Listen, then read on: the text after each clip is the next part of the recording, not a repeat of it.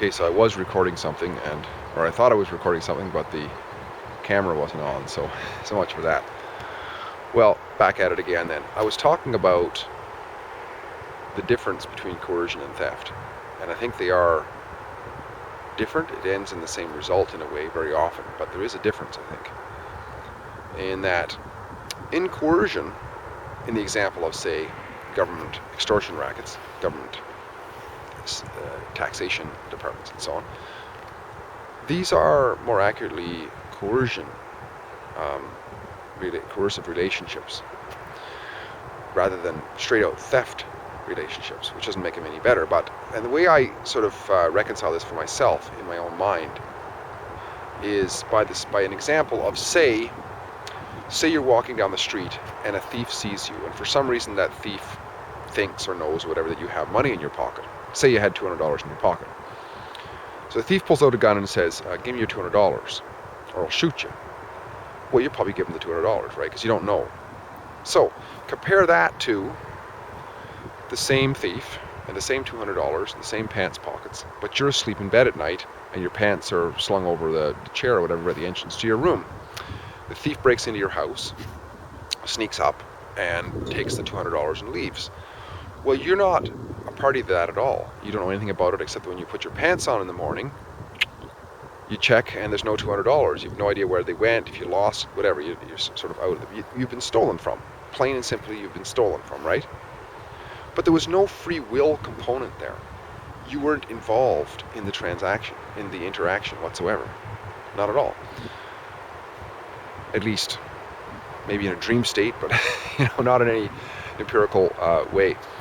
So one could say that there was free will, there was a choice, and actually governments use this a lot of times. They'll say that paying income tax is a choice, and it is a choice, actually, but it's a choice based on what? It's a choice based on the cost-benefit analysis. So, for example, when this thief came up to you, using the choice argument, when the thief came up to you with the gun and said, give me your money or I'll shoot you, he's giving you choices, right?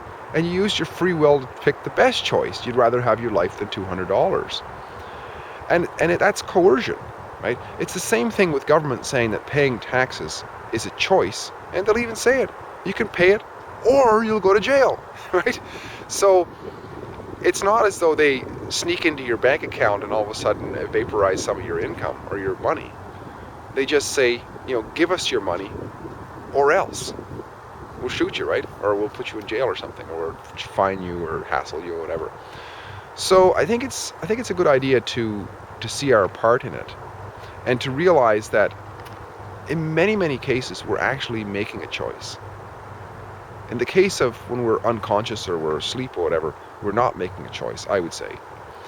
But in the rest of the time, we're making choices. And I think it's good to realize that. So when people come around and say in discussions or whatever that income tax is a choice, it might be a good idea to say, to ask questions like, a choice of what, though? Like, what are the options, right? I mean, in the case of the guy with the gun, maybe there are more options. Maybe they can negotiate with him. Maybe he wouldn't shoot you. Maybe there's no bullets in the gun and so on. But we don't know this. So we're making a choice based on very limited options. And both of them are incredibly unfavorable. And the same with the government. Nobody that I know of voluntarily pays taxes. They pay them because of some sort of threat, right? Or some sort of a veiled threat. And so I think it's not completely accurate to call it theft in a pure sense. It's more accurately to say that it's extortion or coercion, which maybe could be defined as theft, I'm not sure, but it's definitely more accurate to call it that because there's still a choice element involved, whereas pure theft, somebody just sneaking up blindly in the night and stealing, we don't have our input on it. So I don't know, I just thought I would share that. I don't know how that improves the quality of our life experience. Probably, for me anyways, it just clarifies it in terms of how to better discuss these things among people, and how to line up my logic and arrive at my rhetoric a little bit more clearly. And that, I suppose, at least in my own mind and in the minds of those who that is important to, improves the quality of our life experiences. Once again, it's great chatting, and I'm just enjoying a wonderful January 2nd day with bare hands down by the river in Saskatoon here. And as you can see, there's just a fair bit of open water, and there was a whole flock of ducks just here, which is quite amazing for this time of year. And they just took off, but they were swimming around in this body of open water. There's actually one right over there. See if I can catch it in that blazing sunlight. See if I can zoom in on it a little bit closer with this zoom lens. Catch up to it. I lost it. Yeah, he dove. Whatever it was, it dove. Sometimes with this zoom lens, it's so slow to move that I don't actually catch something on time. But isn't that a beautiful picture perfect image of the water and everything, the sun shining on it? I think it's gorgeous. Halfway across it's ice, and then up here we get a blaze of sunshine. Anyways, great chatting again. Steve here.